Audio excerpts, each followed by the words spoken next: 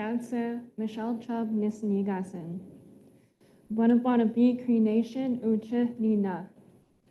Uta, Inuigan, Winnipeg, Agwa. Hello, how are you guys? Are you guys enjoying the event?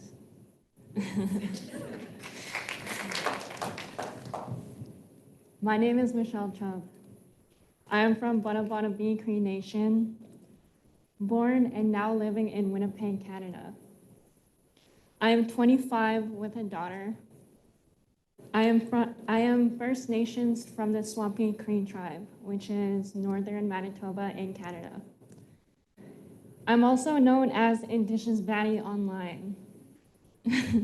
I started making content back in 2020 with TikTok. I incorporate Indigenous culture, problems, and my lifestyle. I'm passionate with amplifying the problems we face in our Indigenous communities. Because growing up, I've seen the differences from the city life to the res life. Although the city life isn't much better for Indigenous peoples. Indigenous people have been taking care of the land and has a connection with Mother Nature for thousands of years. It's our duty to protect because of what the land gives back to us. We are given water, food, a shelter, and life to be able to live. We are grateful for everything nature has to offer. But unfortunately, since colonization, Indigenous people struggle with keeping up with the constantly changing land. There are Indigenous communities that struggle environmental racism, with fighting with big companies to keep their land safe from oil, gas, and even water. In Wet'suwet'en territory back in Canada, they are currently fighting justice to uphold promised treaties to protect a BC Canada natural gas link pipeline from going through their traditional lands. RCMP has been arresting and raiding Indigenous land protectors for protesting, threatening their water and traditional lifestyle. Line 3 pipeline. It sends crude oil from Alberta, Canada to Wisconsin, going through Anishinaabe lands. It will affect the wetlands, the wild rice beds, lakes, and the Indigenous communities surrounding. They are also fighting to uphold justice from promised treaties. Dakota Access Pipeline, AKA Bakken Pipeline, sends crude oil from North Dakota to Illinois that goes through the Standing Rock Sioux tribe. From protesting this pipeline, people have been met with threats, tear gas, and rubber bullets. This was actually one of the biggest protests that happened within the Indigenous community. It still operates illegally despite the US Supreme Court agreeing with the shutdown of this pipeline, threatening the lakes, rivers, and surrounding Indigenous communities. In conclusion, the oil will leak, which it has been in the past. It will cause the ecosystem to mutate and change the way Indigenous people survive.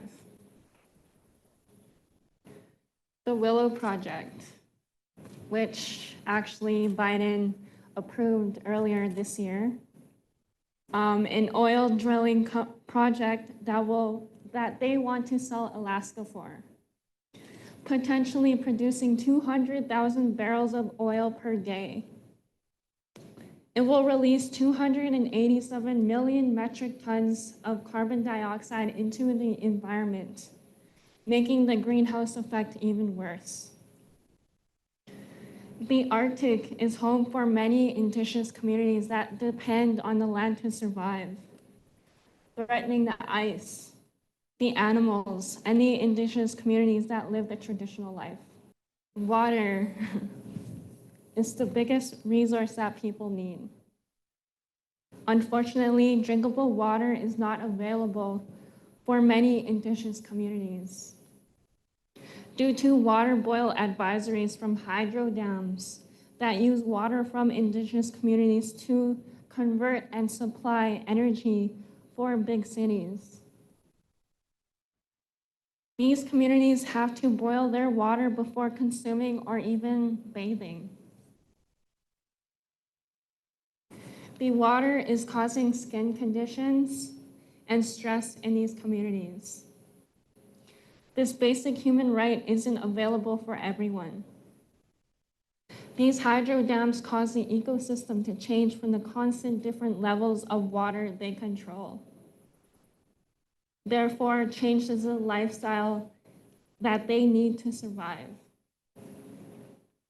But hydro dams aren't the only problem in these communities. It's big companies like Nestle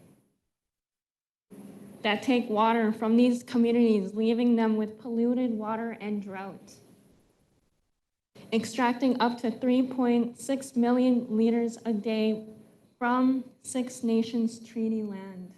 The lack of water threatens the fish and wildlife surrounding.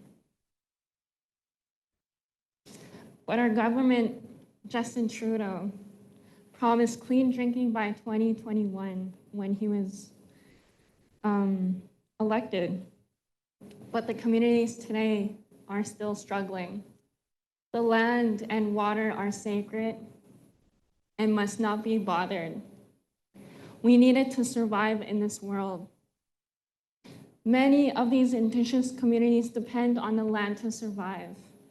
Because of colonizations, we were forced onto reservations and to survive on what was around us. Many communities still rely on their traditional lifestyle because food prices are so high, especially in remote communities. They hunt for food and fish. Today, these lands are threatened and needs to be heard. It is affecting the ecosystems and stressing out, causing climate to change from forest fires to drought, forcing these animals and fish to move elsewhere, even causing the population to decline. We need alternate solutions and to have Indigenous voices at the tables to help the human population as a whole without taking resources from these Indigenous communities that strive in their traditional lands. Agase.